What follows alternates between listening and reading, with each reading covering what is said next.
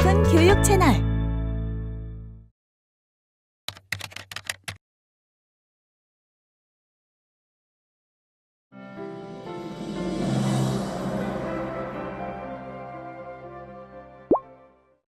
자, 12강을 시작하겠습니다. 12강은 지난 시간에 이어 코칭의 실제 두 번째 시간입니다. 자, 이번 시간에는 초등 고학년 여자아이에 대한 사례를 설명을 드리겠습니다. 지난번과 마찬가지로 먼저 이 아동의 이해를 구하기 위해서 행동관찰 그리고 검사에 대한 결과들을 설명을 드리겠습니다. 자, 이 아이는 제가 오후에 만났고, 그러니까 이 아이로서는 학교 수업을 마치고 방과 후에 오게 된 건데요. 기다린 시간이 조금 있었습니다. 그래서 기다리는 동안 숙제를 했다라는 그런 이야기를 했고요. 도서관에서 만났기 때문에 아동실에서 이 아이가 기다렸다고 합니다. 그리고 책이 무척 많은 가방을 메고 왔는데 지퍼가 한쪽이 벌어졌거든요. 그러면은 보통은 새 가방으로 바꾼다거나 뭐 등등 그럴 수도 있는데 그대로 그냥 메고 다니는 모습이었습니다. 물론 색깔은 분홍색이긴 했습니다.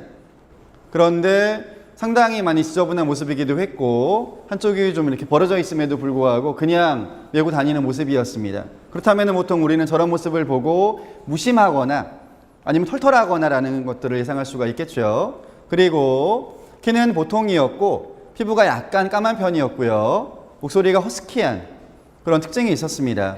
그리고 발음이 약간 안으로 말리는 것 같은 그런 느낌을 받았습니다. 자, 하지만 앞에 설명드렸던 그 아이와는 달리 검사를 무척 빠른 시간 내에 별 무리 없이 해낸 그런 특징이 있기도 합니다. 물론 이제 이 부분은 고학년이어서 그럴 수도 있고요.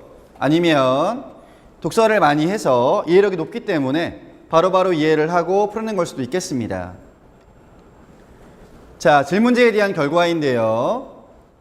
책을 꽤 많이 본다는 그런 이야기를 했습니다. 자, 그래서 책에 대한 흥미라든가 습관은 이미 좀 갖춰져 있다라는 그런 이야기를 할 수가 있겠고요. 게다가 학교에서 글쓰기 상을 여러 번 받은 적도 있다라고 이야기를 했습니다.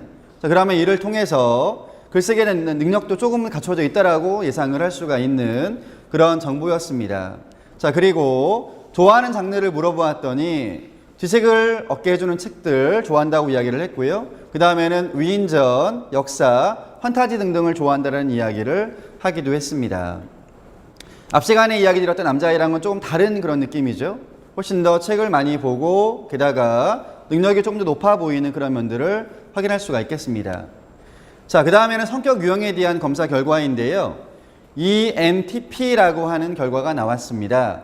자, 이 유형은 여기 보시는 것처럼 상상력, 창의력이 매우 풍부한 유형이라고 이야기를 합니다.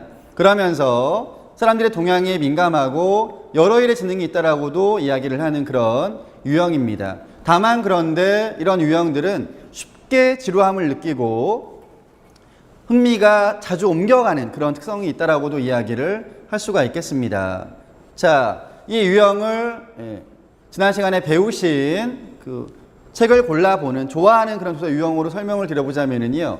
외향형이죠, 이 형은요. 따라서 뭐 사회과학을 좋아할 가능성이 크다라고 이야기 드렸고, 그 다음에 N과 P 같은 경우에는 상상, 공상, 창의 이런 쪽을 좋아할 가능성이 매우 크다고 이야기 드렸습니다. 따라서 판타지라든가 예술 같은 틀에 얽매여 있지 않은 것들을 좋아할 가능성이 크다고 했는데요. 이미 질문지에서 본인이 이야기를 했죠. 판타지를 좋아한다라고 이야기를 한 부분과 일치가 됩니다. 그러면서 T 사고형이 있기 때문에 생각을 하는 것, 꼬리를 이어가는 것들을 좋아할 가능성이 크다라는 것도 예상을 할 수가 있겠습니다. 자, 종합 정리를 하자면은 이 아이 같은 경우에는 창의력이 매우 풍부합니다만은 사실은 한 권의 책을 꾸준하게 보는 것도 약점일 수 있습니다. 그러니까 이것저것 흥미가 많아서 다양한 주제에 자극을 주는 것들을 많이 펼치는 것은 가능한데 끝까지 읽어내는 것들은 약간 약점이 있는 그런 유형일 수가 있겠습니다. 따라서 중요한 것은 한 권을 보더라도 계획을 세워서 끝까지 보는 훈련 이런 것들도 필요해 보이는 아동입니다. 자, 그 다음에 나오는 결과는 자동지능에 대한 건데요. 보시다시피 음악지능이 가장 낮은 점수를 보이고 있고요. 이어서 자연친화가 그 다음에 낮은 점수입니다. 반면 가장 높은 점수는 공간지능이고요. 이어서 신체운동과 언어지능이 꽤 높은 것을 확인할 수가 있겠습니다. 자, 이 아이가 앞서 어떤 특징이 있다라고 이야기 드렸냐면은 좀 피부도 까무잡잡한 편이고 털털한 면이 좀 있는 것 같다라고도 이야기를 드렸는데요. 실제로 학교에서 축구를 매우 잘한다고 이야기를 했습니다. 물론 뭐 요즘에는 남녀 구분이 없긴 합니다만은 여학생 치고 축구를 매우 잘하는 면이 있어서 학교 대표로 대회에 나가기도 한다라는 이야기를 했는데, 자, 이런 면을 왜 이야기 드리냐면 공간 지능이 높고 신체 운동이 높으면 그렇게 운동을 잘할 수가 있습니다. 왜냐하면 축구라고 하는 것은 결국 몸을 활용하는 그런 하나의 기능이기 때문에 그렇기도 하고요. 동시에 운동을 잘하려면은 어떤 종목이든지 간에 특히 이 공간에 대한 활용을 잘할 필요가 있습니다. 축구라고 예를 든다면은 패스를 맞는다거나 골을 넣으려면 적정한 위치에 가 있어야 되겠죠. 그렇죠? 그런 부분에서 매우 탁월한 능력이 있다라고 볼 수가 있겠고요. 더불어서 공간 지능은 지난번에 이야기 드린 것처럼 뭐 미술이라든가 이런 공간에 대한 부분에 대한 감각이 있다라고 이야기를 할 수가 있겠습니다. 그런 특징이 있고요. 반면 여학생이지만 음악 지능은 매우 낮은 것을 볼 수가 있습니다. 따라서 이 아이는 악기 연주라든가 음감이라든가 노래 부르는 거에 대한 관심이 매우 적습니다. 그럼에도 그 과외 활동을 물어보니까 피아노 학원을 다니고 있다라고 이야기를 했거든요. 그래서 흥미 여부를 물어봤더니 재미가 너무 없다는 이야기를 했습니다. 자, 이럴 때에도 제안할 수 있는 게 무엇이냐면 신체 운동이 높기 때문에 만약에 그럼에도 음악 지능에 대한 부분이 좀 필요해서 악기를 배우고자 한다라면은 사실은 피아노가 아니라 드럼과 같은 타악기를 시키는 게 더 유리한 면이 있는 그런 아동이 되겠습니다. 자, 어쨌든 이러한 부분들을 활용을 해서 활동으로 연계를 지어야 되겠는데요. 이 아이에 대한 제어는 이렇게 정리를 해보았습니다. 앞서 이야기 드린 것처럼 일단 이 아이의 장점은 독서를 많이 하고 있다는 이야기입니다. 따라서 흥미와 습관이 이미 갖춰져 있는 부분이 있습니다. 게다가 글쓰기를 통해 상을 받아본 경험이 있다라고 하는 것은 동기도 그만큼 있다는 이야기가 되겠죠. 그렇죠? 상이라고 하는 부분은 한 사람에게 더 열심히 할 수 있는 자극이 되기 때문에 동기를 갖고 있다라고 이야기를 할 수가 있겠습니다. 자, 이런 면들 때문에 이 아이한테는 여기 보시는 것처럼 실제적인 이야기들, 판타지를 워낙에 좋아하는 면이 있고 정리가 잘 안 되는 면이 있고 그렇기 때문에 오히려 이제 좀 반대적인 측면들을 지향할 필요가 있다라고 보여졌습니다. 그래서 실제에 대한 면들을 좀 지향을 하고요. 동시에 역동성. 왜냐하면 몸에 에너지가 많이 있는 편이기 때문에 정적인 것보다는 조금 더 움직임이 있거나 에너지를 발휘할 수 있는 것들을 갖추어 가는 게 좋겠다고 생각이 들었습니다.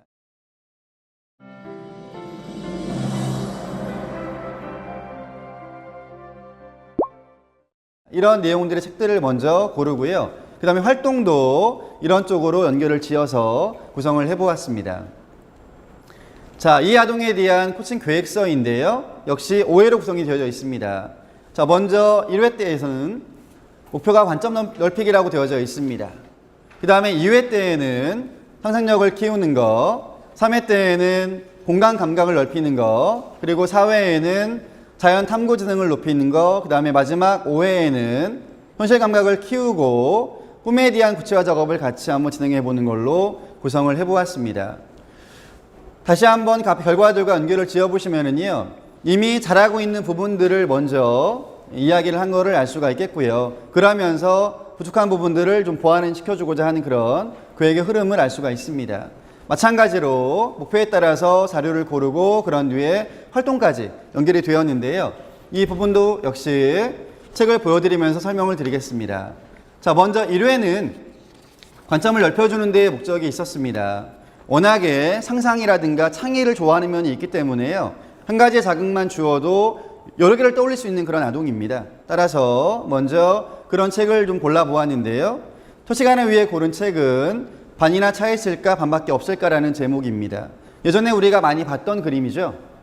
어떤 이야기를 하냐면 보통 이 그림을 놓고 어디에서 바라보는가에 따라서 이거를 반밖에 없다라고 할 수 있는가 아니면 반이나 있다라고 할 수 있는가, 이렇게 두 개의 관점으로 구분이 되는데요. 책의 내용이 다 이제 그런 형식으로 되어져 있습니다. 한 장면만 예를 들어본다면 늘 이 이야기 책에서 장면마다 중심은 가운데에 있는 것입니다. 가운데. 그래서요. 자, 이 집에 살고 있는 사람이 보기에 이 건물은 굉장히 높죠. 되게 크죠. 하지만 그 아래에 있는 이 집 같은 경우에는 작습니다. 기준점은 이 가운데에 있는 집이죠. 그렇죠? 그러니까 모든 이야기가 이렇습니다.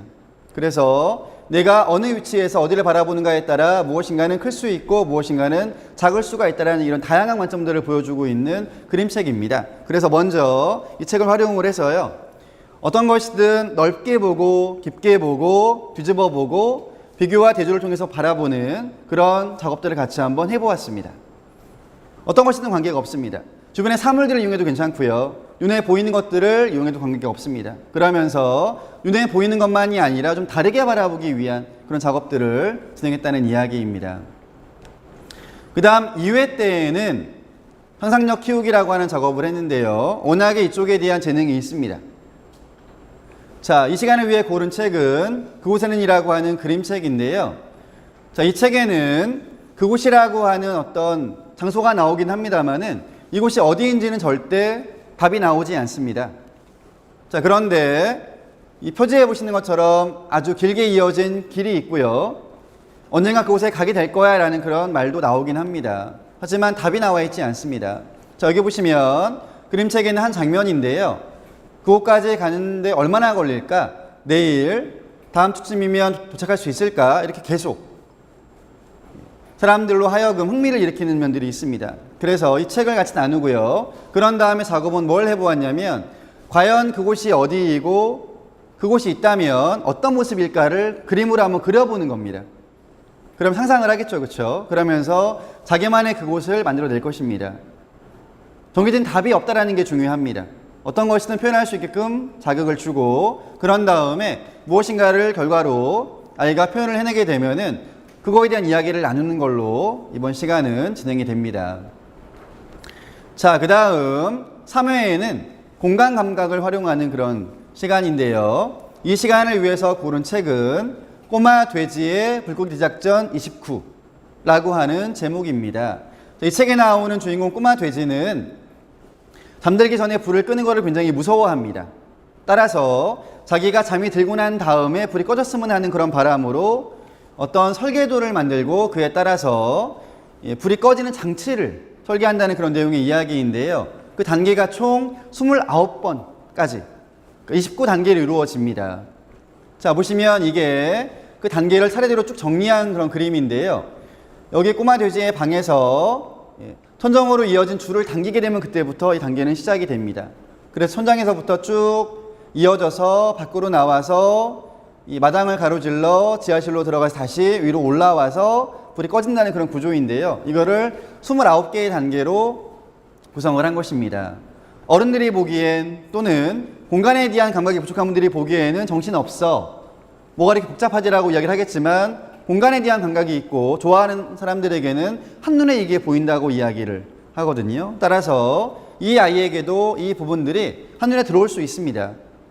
그래서 일단 이 책으로 이야기를 나누고요. 그런 다음에 앞서 이 책의 제목이기도 했는데 이 돼지가 이렇게 자기를 위한 무엇을 만든 것처럼 나에게도 무엇인가가 필요하다는 전제를 깝니다. 그런 뒤에 누구누구의 뭐뭐 대작전 그리고 숫자를 정해서 단계를 한번 구성해보는 그런 작업들을 진행을 했습니다. 이게 3회 때 작업이 되겠고요. 그 다음 4회로 가게 되면은 이 아이에게 별로 높지 않았던 환경 친화, 자연 친화, 자연 탐구 지능에 대해서 이야기를 해보려고 하는데요. 제가 고른 책은 나무 하나라고 하는 그림책입니다. 이 책은 간결하지만 나무 한 그루 속에 굉장히 많은 생명체가 있다는 그런 이야기를 담고 있습니다. 예를 들면 나무 하나에 밑동부터 줄기랑 가지, 이파리까지 매미랑 개미랑 노린재, 무당벌레 30, 40, 50, 60 이렇게 한 그루의 나무에는 굉장히 많은 생명체가 있다는 그런 이야기이고요. 이런 나무들이 모여서 숲을 이루게 된다는 그런 내용의 그림책입니다.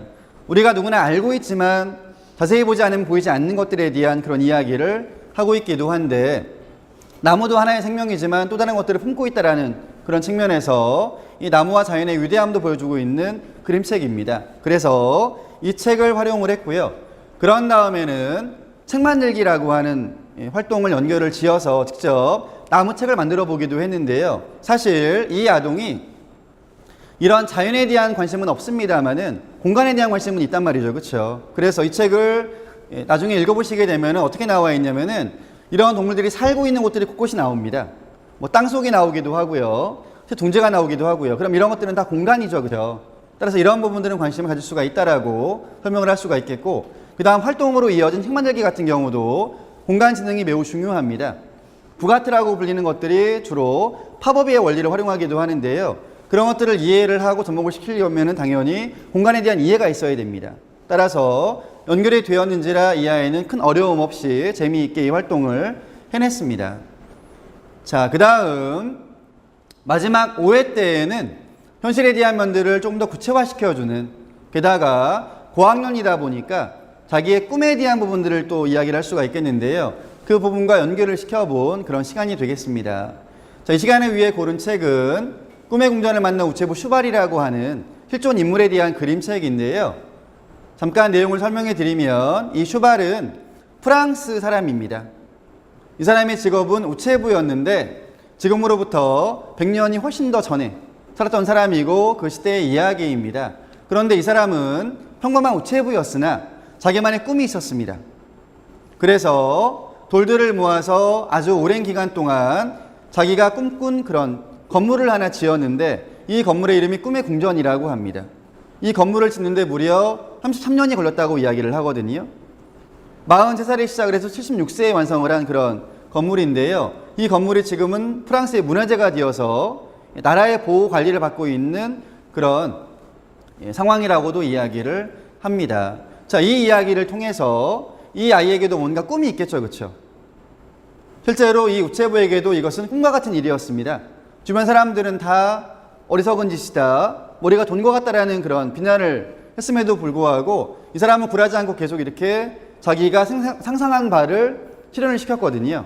그러니까 이런 과정이 필요한 거죠, 이 아이에게도. 그래서 아주 많은 생각들, 그 다음에 미래에 대한 그런 꿈들, 희망들, 이런 것들을 실제로 한번 이 사람처럼 구체화시켜보는 작업을 하는 것입니다. 그게 건물이어도 괜찮고 워낙에 공간 지능이 있어서 만들기, 그리기를 좋아하기 때문에 그쪽도 괜찮고 아니면은 그 외의 것들도 괜찮습니다. 자, 그러려면은 먼저 로드맵이라고 하는 것처럼요. 진로에서 그런 것들을 쓰죠. 그렇죠? 내가 무엇이 되고 싶은가를 정하고 그런 다음에 단계를 정하는 거 필요하겠죠. 그렇죠? 그런 다음에 정말 그 이상적인 모습, 이루었을 때의 모습들을 상상을 해서 그림으로 그리든 아니면 글로 쓰든 등등의 작업들도 같이 할 수가 있겠습니다. 그러게 되면 머리에 있는 부분들을 구체화시키는 작업이 되겠죠. 그렇죠? 그런데 저는 그 작업을 꿈이라고 하는 걸로 연결을 지은 겁니다. 마침 제가 고른 책의 등장인물도 그런 사람이거든요. 공상을 좋아하는 주인공입니다. 그런데 그 공상이 공상만이 아니라 이렇게 현실로 이루어지는 과정이 나오거든요. 그래서 이 책을 고르기도 한 것입니다. 자, 이번 시간에 이야기 드린, 소개해 드린 아동은 초등 5학년이었습니다. 여학생이었고 책에 대한 흥미가 꽤 높은 그런 아동이기도 했고요. 그리고 공간지능 등등도 높은 그런 아이였습니다. 따라서 앞서 소개해 드렸던 아이와는 조금 차이가 있는 그런 면들을 우리는 보았는데요. 이 아이에게는 이미 있는 이런 습관이라든가 동기 등등을 활용을 한 거죠. 그렇죠? 그러면서 자동지능 쪽으로 연결을 지어서 활동들을 몇 가지를 해보는 그런 코칭 계획을 세웠는데요. 자, 관점을 넓혀주는 거, 상상력을 키워주는 거, 공간에 대한 감각, 자연탐구 지능, 현실 감각과 꿈 키우기, 구체화하기까지의 작업들이 주로 실행이 되었고, 그 다음에 이어서 그 시간 내에 같이 읽고 활동을 할 수 있는 자료들을 골랐습니다. 근데 거듭 이야기 드리지만 목표와 연결이 되는 책들을 고른 거죠. 그렇죠? 그러니까 자료라고 하는 것은 결국 목표를 구체화시킬 수가 있는 것들을 고르는 게 중요하지 않겠습니까? 제가 굳이 오늘 목표가 무엇이다라고 이야기를 하지 않아도 고른 자료에서 담고 있는 것들을 선정하는 게 매우 중요하다는 그런 이야기입니다. 그래서 그런 책들을 골랐고요. 그런 류의 활동에서는 이제 이 부분을 더 강화하기 위한 목적으로 무엇인가를 한다는 거죠. 그렇죠? 물론 자료와도 관련이 있어야 되겠습니다. 그런 맥락으로 첫 시간부터 5회까지 진행이 된 내용들을 설명을 드렸습니다. 자, 지난 강의와 이번 강의에서는 대상 아동들을 각각 나누어서 저학년, 고학년, 남녀 또 아이에 대한 사례를 보여드렸는데요. 코칭에 대한 절차, 특히 평가를 하고 그에 대한 분석을 하고 그런 다음에 목표를 세우고 자료를 고르고 활동을 정하는 모습, 그런 다음에 이 고른 것들을 가지고 어떤 식으로 구체화시켰는지에 대해서 설명을 좀 드렸습니다. 따라서 그동안 이어왔던 코칭에 대한 그 이론, 그런 내용들이 조금은 더 와닿는 그런 시간이지 않았을까라고 생각이 듭니다. 자, 만약에 어느 부분이 좀 이해가 안 되신다면 다시 그 앞의 내용들을 한번 확인을 하시고요. 그런 다음에 이 내용들을 보시고, 그리고 지금 저희는 시간의 제약 때문에 책에 대한 내용들을 다 설명을 못 드렸습니다. 그렇기 때문에 책들을 먼저 찾으셔가지고 하나하나 읽어보시면 좋겠다라는 그런 바람이 있습니다. 이어서 이런 활동들도 같이 한번 아이들하고 해보시게 되면은 이 내용을 이렇게 했다라는 거구나 라고 보실 수가 있겠고요. 또 워낙에 한 학급에는 아이들이 많기 때문에 다양한 그런 모습들을 확인할 수도 있을 거라는 그런 예상을 해봅니다. 자, 그러면 12강을 마치도록 하겠습니다. 고맙습니다. 영상 잘 보셨나요? 오픈교육 채널 라이브 아트. 좋아요와 구독 버튼 잊지 말고 눌러주세요.